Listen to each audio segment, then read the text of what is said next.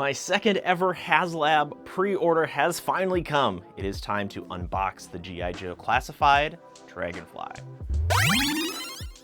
And it wasn't that long ago that I unboxed the Cobra His Tank from the very first G.I. Joe Classified Haslab creation. And there was a lot of reasons for that, but ultimately, I'm happy that I got that thing out of the box. It's gonna have some competition now because there is the Dragonfly to look at. From everything that I've seen before opening this, makes me really happy that I pre-ordered this thing, mostly due to the fact that I guess this thing is more impressive in person than it is on the internet. We're gonna have to walk through that and verify if that's accurate. To start with, you would think that a vehicle that is less expensive than the Haslab His Tank would be in a smaller box, but that is not the case at all. It is roughly the same footprint, but the box for the Dragonfly is slightly larger. Initially, I thought the boxes would be the same size because we are working with a Haslab product, and I'm guessing they have those things kind of figured out, like how big the box is gonna be, well before anything gets made. But no, right off the bat, the Dragonfly is one-upping the His Tank already. If you are a collector, the shipping box comes inside another plain cardboard box, which then houses the Dragonfly box. And when you open the Dragonfly box, there are more boxes inside there. You have a box for all the characters, you have a box for additional accessories, and you have the main box that has most of the components for the Dragonfly. So we get some really cool figures with the Dragonfly. Of course we get Wild Bill. He is the main star of this thing, but we get two Nightforce characters as well. The first one being Crazy Legs and the second one being Ripcord. And the final figure in the box, the final character that comes with the Dragonfly is Glenda, which is, I believe, a South American variant of Scarlet. So she gets her own designation of Commandos Heroicos, which is a brand new team that we haven't seen at all in the G.I. Joe Classified line. Other interesting thing about Glenda is it also carries on the tradition of being a variant of Scarlet. So what we see for the most part on Glenda is the fact that she is the retro body version of Scarlet, but she comes with pilot accessories. So I think Glenda and Wild Bill are going to be the pilots for the Dragonfly, while Crazy Legs, as well as Ripcord, are the guys that help get this mission off the ground. I've heard rumors, I've seen customer service emails going back and forth about the state of some of the figures being shipped. It seems that one of the Nightforce figures, Ripcord or Crazy Legs, one of the two, there is an issue with how it was assembled, and one of the legs will just fall off as soon as you unbox it and pull it from the blister. I don't know if mine have that problem yet. We'll have to unbox them together. However, that is not cool. Like, that's not cool. When somebody pre-orders an item that is just about $300 years in advance and it gets delayed and delayed and delayed. I get that there's production hiccups and issues that go along with releasing a product, but is telling that there was something missed during the manufacturing, I guess maybe boxing of these figures, that caused them to be so brittle and fragile. So when I get to the unboxing stage of my figures, I'm going to be very gentle with them because I would hate to have things just fall apart in my hands even before I get the chance to see how they look in total and, of course, fit them in the Dragonfly, because that's just part of the fun. So let's focus on assembling the Dragonfly, because there are quite a few pieces that went into this. Just like the other Haslab for the His Tank, they've really figured out the packaging on this. They overdo it a little bit, which is, you know, very much appreciated. We have layers of bags and saran wrap type material that make sure that all of the pieces don't rub against each other, that there's not paint being traded back and forth or being removed from certain areas. Everything is so neatly done. You get a sense that when it comes to the vehicle, a lot of attention and care was put into making sure that it all looks good out of the box and that you can take your time. You can take your sweet time putting it together and setting aside parts, knowing that everything will be in good condition. That thoughtfulness with the packaging played out, because all the vehicle pieces that I have unboxed, I haven't seen any sort of problems or noticed anything going wrong with any of the pieces, parts, or accessories. What I have noticed about it are the insane levels of attention to detail. When you think of a helicopter, you think of like rivets on the side, paneling, texture, details. all those kinds of things, and it really shows with the Dragonfly. For instance, one of the really cool pieces of not only engineering, but just how the aesthetic plays itself out over the entire body of the Dragonfly, where the tail meets the main cabin of it. When you assemble it, it has this perfect little cutout along the side so that it gives a sense that there are no seams to it. Like, if you weren't paying really close attention, or maybe if you've never assembled one of these, you wouldn't necessarily know where the pieces interlock. It's that well hidden, it's that well taken care of, and baked into the design and aesthetic of the Dragonfly. The blades on top of the Dragonfly also have a really cool carbon fiber-like texture to them. And for the most part, you don't notice it. But when it rotates in the light, or you hold it up close and you kind of flex it so that it catches light in different angles, you will see that hexagonal pattern that gives it this really intricate detail that's so subtle that is just another piece of detail that goes on it that if you inspect it closely, if you look at it, you'll notice it. So there's really no stone left unturned when it comes to the overall look, design, and feel of this Dragonfly. Some assembly is going to be required for this, and the assembly for it is rather straightforward because the pieces are built and socketed in a way so that you won't be able to mix and match them. The only thing that you might just question is that there's two tiny little mini wings off the side of the cabin. One has a red light, one has a green light. If you need some extra help and the instructions just aren't really doing it for you, if you're looking at the Dragonfly from behind, the left side is the red side. And once you get some of those pieces in, you get to start to add a lot of the ordnances, a lot of the missiles, a lot of the cool stuff that you can put on a helicopter. One of the sides you can put a winch that does retract down, and on the other side you have a big giant Gatling gun, complete with some brand new blast effects, which look great. There's also some missiles that you can hang underneath the wings. Then there are the two main missiles that sit on the either end of the wings, which are the coolest piece of missiles that I've seen on a vehicle, I think, so far.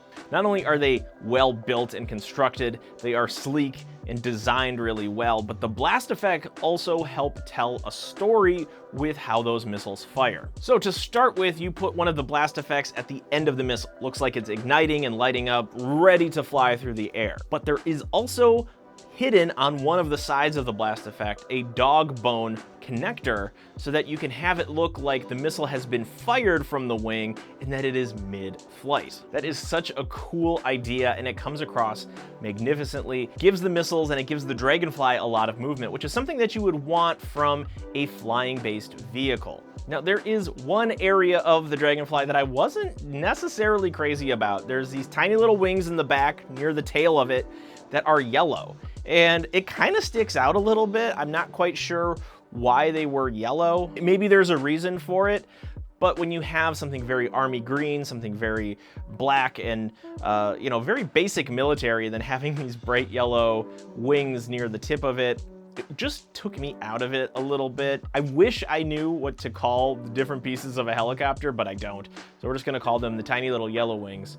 Wasn't a big fan of them. Now, to help tell the story of the Dragonfly, there are a couple things that come along with it. One is the base. So you have the medallion base that sits on the ground or a table, something like that. And then there is a half-cylinder acrylic piece, I guess maybe ABS plastic piece, that you can set the Dragonfly on top of because there is a peg system on the top that creates a really secure connection.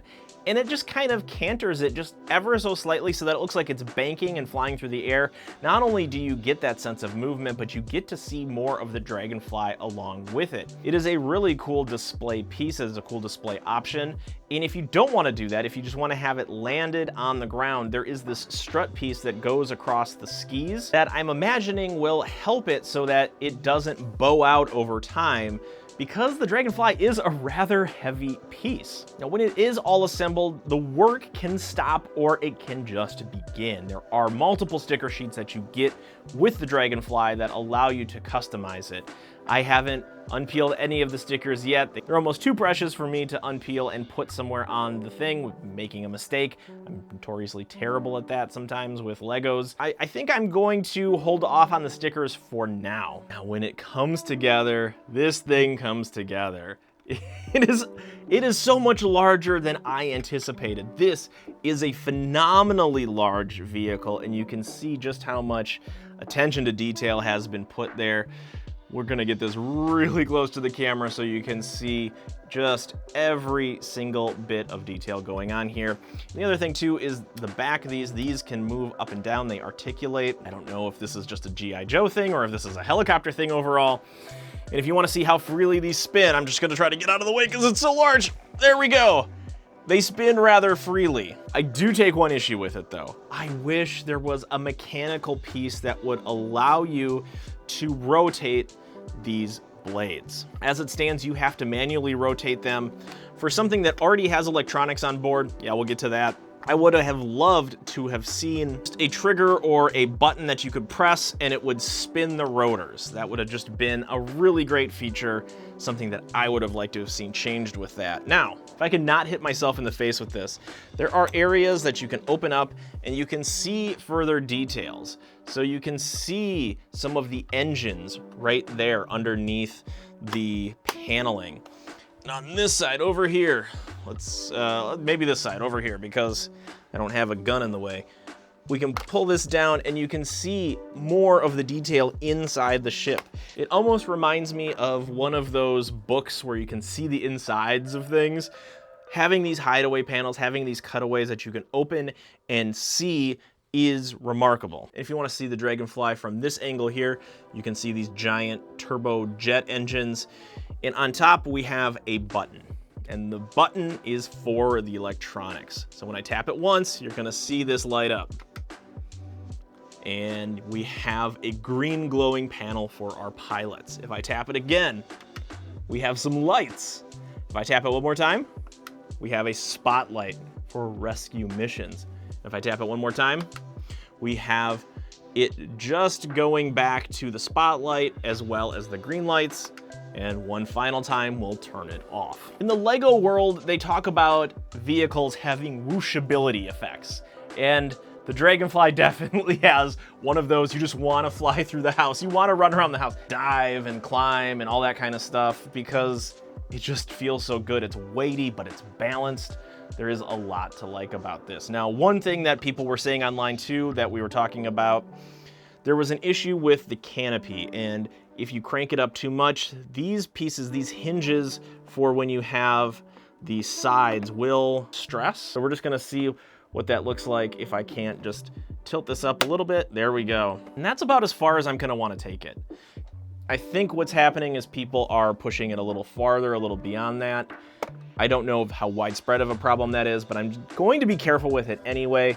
And then also on the other side, there is one for the other pilot. Let's see if this is gonna break on me. I hope it doesn't. There we go. That's about as far as I'm gonna take it as well.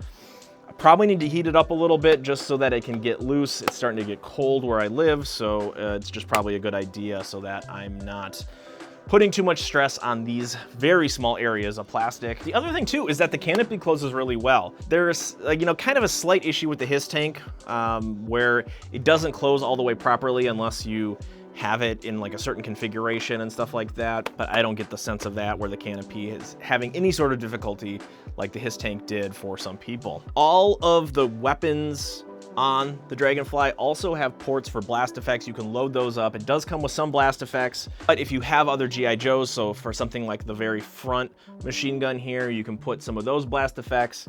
And then these ones, those look like a little slightly bigger one. This is so cool. Like the size comparison between this and also the HISS tank is remarkable. Let's put this down. Let's talk a little bit more about the figures because it's feeling a little empty. I think we need to get the figures out. I've got my stack of figures right here, all 4 of them, which when you think about it, you have 4 figures, and let's say they're about 25 bucks a piece, which is the common going rate for G.I. Joes, the basic models of G.I. Joes. That's $100 worth of figures right there, and then you have the Dragonfly on top of that. Ultimately, I can kind of justify the value of this rather well, considering that the Vamp was a $100 vehicle to begin with. That also came with a figure, but still, for as large and as impressive that this vehicle is, I still think that there is a good value here just based on pieces and parts wise. Now, whether or not that all comes together in the end, we'll see, and the figures are going to help determine that. Let's get Crazy Legs out. If you notice, there's some cool Haslab logos on these boxes. They're not packaged the same way as the retail figures are because they don't have any of the stickers that seal them shut. And oh, this is kind of a cool detail. I didn't notice that. It's got the Wild Bill logo on the bottom. Let's take out Crazy Legs here. We will see what's happening. Now I'm second guessing. I can't remember if this is the figure that was having difficulties with some people or if it was Ripcord. I don't know, but Crazy Legs still needs to get out of the box. Let's do it, but we're going to do it very carefully. And I want to show you how I unbox my figures because I am an out-of-box collector, and I have to be as careful as possible because I don't want these falling apart even before I get a chance to look at them. So what I do is I press on the back of these figures for the most part, and I try to free him from his bubble that way. You're gonna hear some really crunchy sounds, so bear with me here. And then what I do is I just try to sit him up a little bit, and if I'm getting stuck, then I go for the back again. I'm pushing like right on the back of his legs, and we are going to get those free. Whew. Here we go. Here is Crazy Legs out of the box. Ultimately, I'm looking at him, I'm getting a sense of the details around him, all of the paint applications. And this is a good looking figure. The interesting thing about Crazy Legs is that he looks really young compared to a lot of the other G.I. Joe action figures that I've been collecting. They look a little bit more like me, some gray hair, some grizzle, some years on him. Crazy Legs looks a little bit younger. And to help with that, he also has a red baseball cap.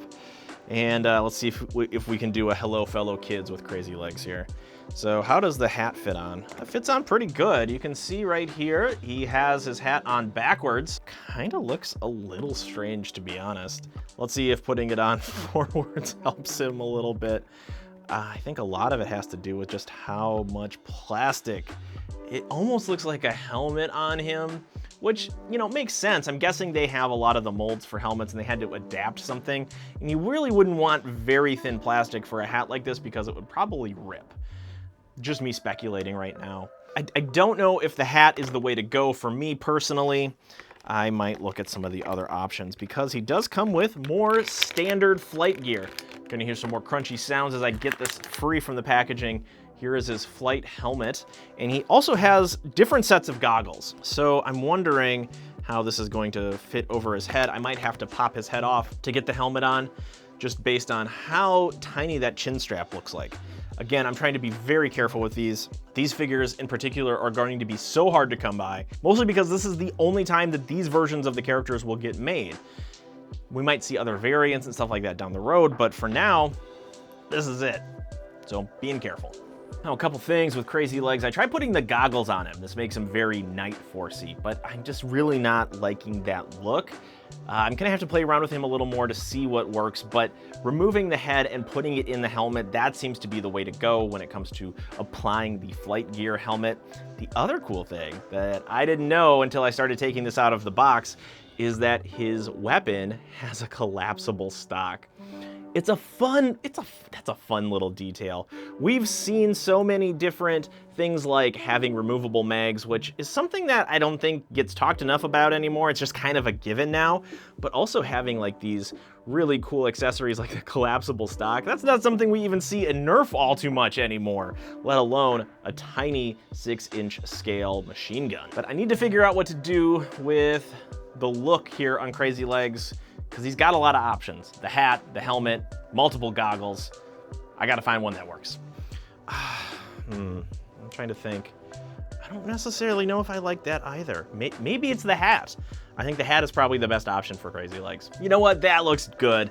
I don't know why I misjudged the hat on the first go. I also like the color, you couldn't notice. The other interesting thing about Crazy Legs is I see my first part reuse from the Dragonfly itself. If you look at this mechanism right here that attaches to his parachute, it is the same as the belt buckle, or the seat belts rather, for the Dragonfly. I think that's kind of neat. He is just the tiniest bit wobbly, but ultimately his joints move really well. For as cold as it has been lately, got some good double joints in the knees, got some good double joints in the elbows, there is a lot to like about Crazy Legs in terms of just movement and articulation. I would say that the upper half of him is more limited, but I think that's due to a function of having all of this gear and webbing around him so that he can be more flight ready. Let's put his main weapon in his hand, and yeah, that collapsible stock is fun.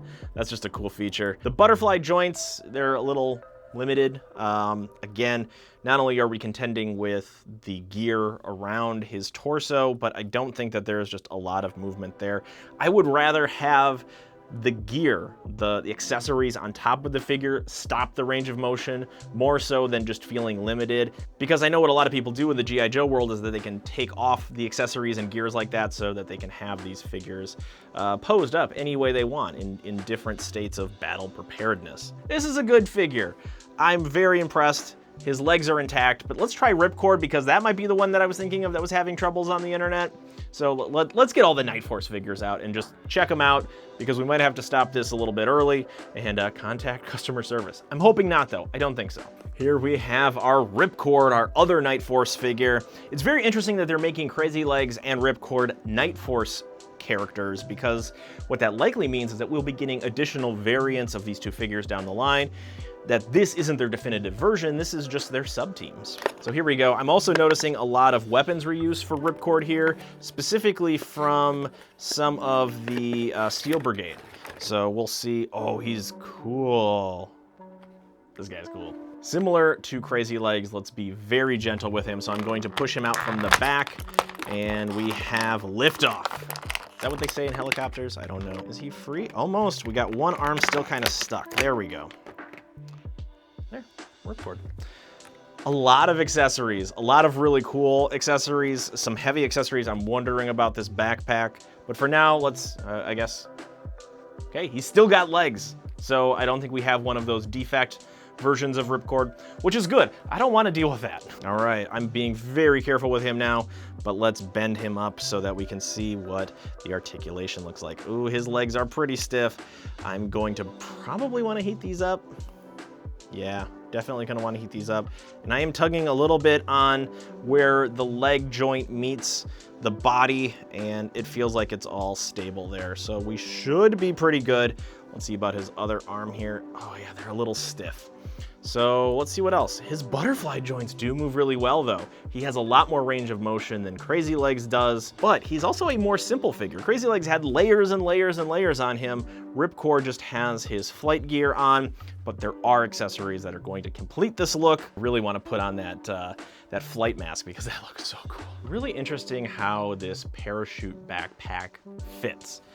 It does unclasp around the waist. So in theory, we should be able to put this on him like a jacket, and it should look pretty good. Now to do that, we're gonna need to move his legs back. His arms, we need to put his arms all the way back like this so that we have the best chance of slotting it on, because there is a peg system right there, if you can see, so that it all fits together and secures properly. This is difficult. And okay, butterfly joints, we're gonna be working overtime with the butterfly joints. And now we are gonna try this. Oh boy, I don't really wanna, there it goes, there it goes, there we go. I was really flexing those butterfly joints in the back there. I don't know if you caught that. That was a tense moment for me. That is a great look. Oh, I didn't get the peg system in. Oh no, there it is, okay. So it sits a little further down the back than I anticipated, but that's okay. Thing about it though is I don't see the front thing being clasped. Like, I don't know how that's going to work. Okay, yeah, it barely fits. That is a tight fit. Ripcord, I mean, I suppose you'd want that, right, for a parachute pack, not to have that flopping around, and you see it barely fits. This should open up, so I'm gonna see, oh yeah, there's a lot of material there. There is just an open cavity. I think there's a lot of part reuse here from that 60th anniversary G.I. Joe where they were honoring American soldiers. So I think that's like the Halo jumper or something. I don't collect that line in particular. I like the characters, the crazy characters. I think that's where we're getting some part reuse there. So this looks good. It feels pretty hollow. I don't get a sense that he's going to be very back heavy yet. And then we also have our big giant pilot visor, which this is the cool thing for me. But I'm wondering if we can't put both versions of the goggles on him because the helmet does look large enough. And that would be great so that we can store more things. But if they can't, we conveniently have a spot where they can go. So here we have the pilot's visor on Ripcord. This mask should slot into the sides. So overall, Ripcord looks like a fantastic figure. I do like the style, I like the look behind this. And the Nightforce, very stealthy look, looks great too on him. And we also have the very fun, it's almost like a joke at this point, but like an inside joke where you have a visor, but then underneath you also have goggles. G.I. Joes love visors and goggles, or goggles on visors. Doesn't matter. Just lots of goggles. But very Top Gun, very cool. Stiff joints, I have to heat them up, but I don't foresee any problems. And most importantly, neither of the Nightforce figures are having that issue where the leg just falls out, and then you're very sad because you spent nearly $300 on an attack helicopter that comes with broken legs. Now let's take a look at Glenda. This is our international hero from the Commandos Heroicos. And again, like I mentioned a little bit earlier, this is a variant of Scarlet of sorts that wasn't released outside of South America. Brazil, something like that, if I'm remembering correctly. So it's cool to see not only an homage to Scarlet with the character, but also the retro version of Scarlet, because that is what most of the core body for Glenda is. As I'm getting out these figures, let me know what you think of the value of the Dragonfly. Is it more or less than the Hiss Tank? Let me know in the comment section. So here we go, this is Glenda out of the box, but let's do like we have been for all of the other G.I. Joes. We will gently release this figure from the blister so that we're not tearing things out and possibly encountering some issues with quality control. But I don't think so. There was no issues that, as far as I know, for Glenda. We'll see. And we have a lot of different options. So not only do we have alternate fists, which is something that we don't see with any of the other figures, we have different hairstyles. We also have the flight helmet and some weapons. Let's start configuring. And we will plug that into Glenda. Now, you're not gonna probably wanna have this on her when she's piloting the Dragonfly. I don't think there's enough room in the cockpit for that.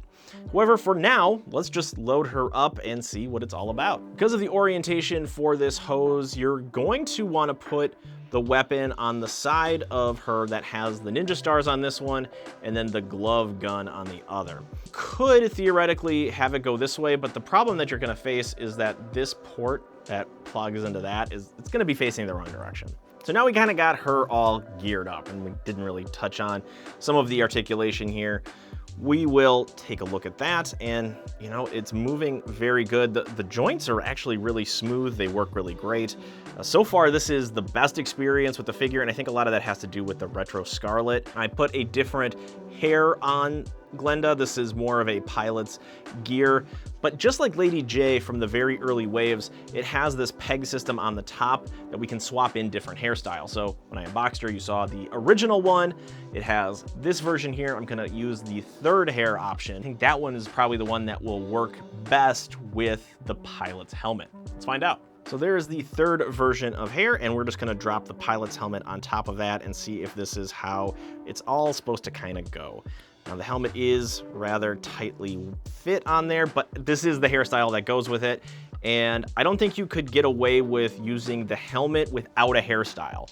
There would just be too much space for it to not really work all that well. All right, so that's Glenda. We have one more figure left in the box, our hero of the Dragonfly, Wild Bill. I don't think you can have a Dragonfly without Wild Bill, but Wild Bill is a figure that I remember having as a kid myself, so it's cool to see him in the classified series. So there's Wild Bill, free from his blister. Comes with a bunch of accessories, some of the most impressive, of course, being his 6-shooter. It's got that tiny little, that's really difficult to focus, but it's got that tiny little star on the handle that is painted with just a dab of gold, and it fits in his very cowboy-like holsters, which, if you can get a good look, there is some dry brushing elements on top of them, so it looks like worn patinaed leather, which that is a phenomenal attention to detail moment there. And if it looks like Wild Bill is missing something, he's not, because he has his aviator glasses here. I am a little worried about this because historically when we have glasses for G.I. Joe figures, doesn't tend to work out well, but I'm willing to give this a shot, so let's put the aviators on Wild Bill. I would not have expected that. But it looks like, see if we can't get it. It looks like those glasses will stay on. Now, I'm gonna test it here. I know this might not be a very fair test, but I think I need to do this because I need to see how well they stay on. So let's see if they fall off. No, they're staying on. Oh my gosh. It feels like the glasses have been figured out for G.I. Joe classified figures now, so Wild Bill is going to be the standard that I'm judging every other glasses figures by from here on out. But how about the rest of Wild Bill? I can already tell that he uses the similar pants to Ripcord, which I'm wondering if those are the same ones to Airborne. I'll have to go take a look, but he is not nearly as stiff, but he does need a little bit of flexing to get going. As always with these G.I. Joe figures, they're pinless, which is fantastic, and there is some great range of motion there. The arms have a little better flex than the legs, which is all right. Wild Bill is going to mostly be sitting in his Dragonfly helicopter, and if we look at the detailing on his gloves, the ones that kind of come down his forearm a little bit, we see a similar dry brushing technique, but we can also remove this. This is a hat plus hair. Think of it as Shipwreck. Remember when Shipwreck came out, he has his very classic hat, but then he also had a hat plus some hair. We have a similar thing with Wild Bill here, so let's try different configurations on his hair as well. And here we go. Here's Wild Bill's other hairstyle, and if it looks shockingly like the other one, I think that's the point, because, oh, well, that one has the hair on it.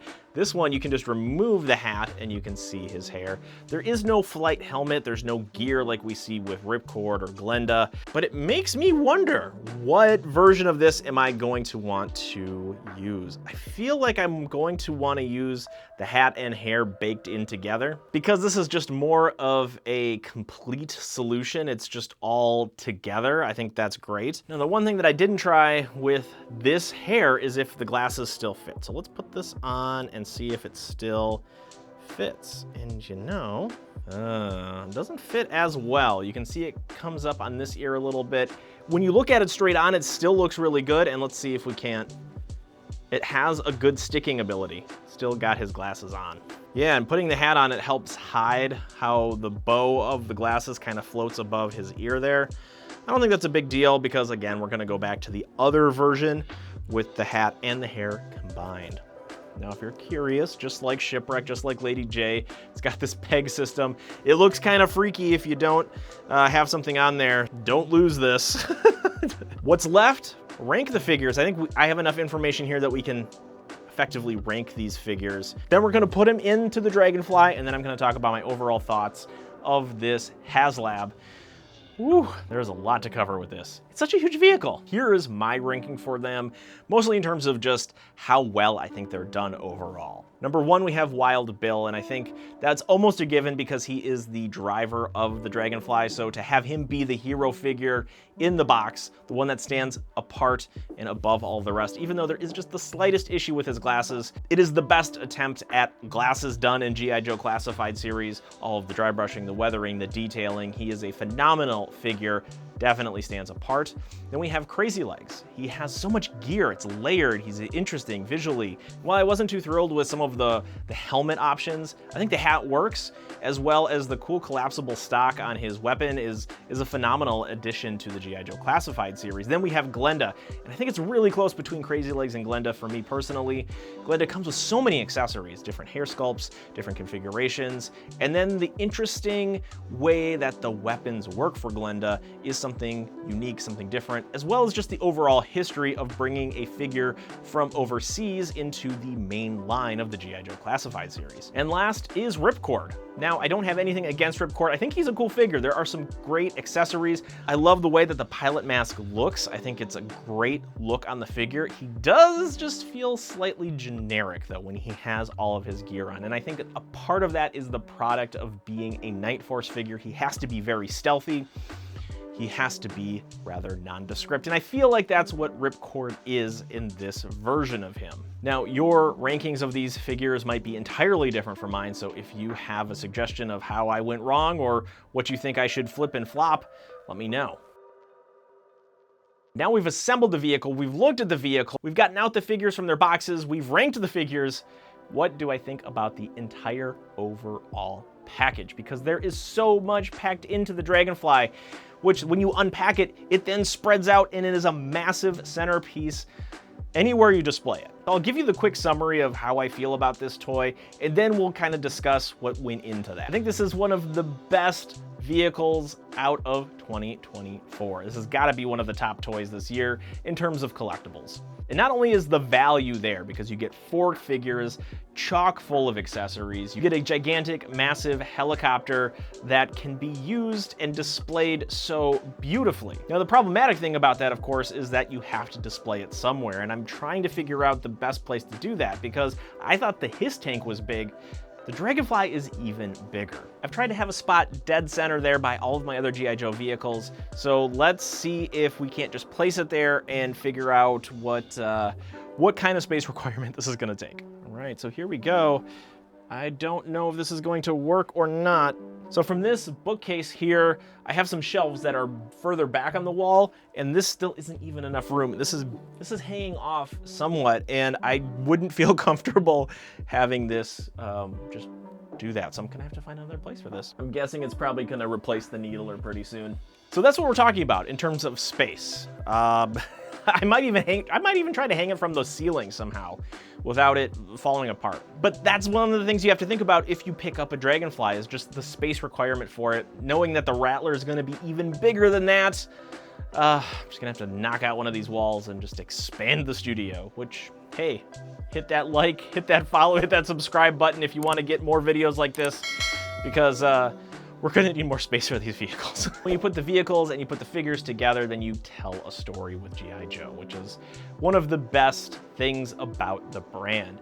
And the figures that they picked for it, I think, really work well. The Nightforce versions of Crazy Legs and Ripcord feel not definitive, but they still feel like they add an immeasurable amount of value to the overall package. And Glenda was just a fun inclusion, part of G.I. Joe lore that just deepens the pool of action figures that we can pull from in the orbit of all of the G.I. Joe figures that exist in the world, because there are a lot. The cool thing now is that we have 2 Haslabs to compare to. We have the Hiss tank and we have the Dragonfly. Now, to pick a winner between those 2 is hard to do, to be honest, because they're vastly different vehicles, and they're both done to the best of the ability for each of those vehicle types. The Hiss tank has more aggressive lines. It's a futuristic style tank, while the Dragonfly is a more, I would say, traditional, more grounded in reality helicopter. And having those 2 face off in your display or on a table or something like that is really a cool sight to behold, because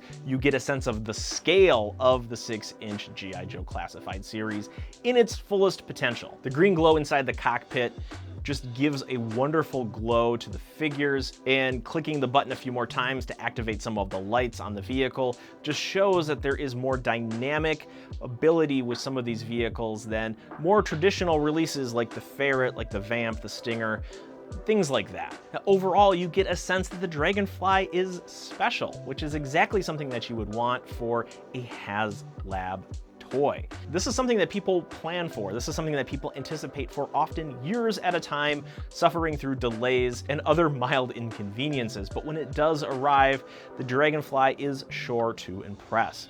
Now, a lot of the issues that people were experiencing on the internet, I was fortunate enough to not have. For me, the Dragonfly experience was flawless. I wasn't disappointed in the least bit. Now, a couple things that I would have liked to have seen changed are those tiny little yellow wings near the back of the Dragonfly, as well as how difficult it is to seat the figures in with the seat belts. It is a tight fit, and I would hate to see those broken. The straps on them are rather thin, so this is not something that I'm going to be putting figures in and out all the time. I think it's just going to be Wild Bill and Glenda in there, and they're going to be piloting that Dragonfly. The blast effects that go with the main missiles is something that we need to see in more toys from now on into the future forever. It creates movement from plastic that doesn't move, and that's another thing that I would have liked to have seen changed, is to have a mechanical button somewhere where it would have rotated the blades on the helicopter so that I wouldn't have to manually spin them. It's an absolutely minor thing, but the fact that that we're already adding lights, that we're adding these secret hidden panels so that we can see additional details. A guy can dream, can he? But yeah, like this is one of the top toys of 2024. It's just a shame that there are no more to get, because this is something that you would have to have planned years in advance for this moment. Also, another signal that the G.I. Joe Classified series is batting an absolute 1,000 when it comes to Haslabs. The His Tank was amazing, the Dragonfly is amazing, and that just, I think, sets the expectations for the Rattler even higher yet. I've tried to be as detailed as possible about my experience unboxing and playing with the Dragonfly, but if you have any remaining questions, please let me know in the comment section, because I want as many people to know about this vehicle as possible, because if you're able to get your hands on it, it is so impressive and it is done so well. That's all I know about the Dragonfly, Wild Bill, Glenda, Crazy Legs, and Ripcord. Thank you so much for watching. We'll see you next time.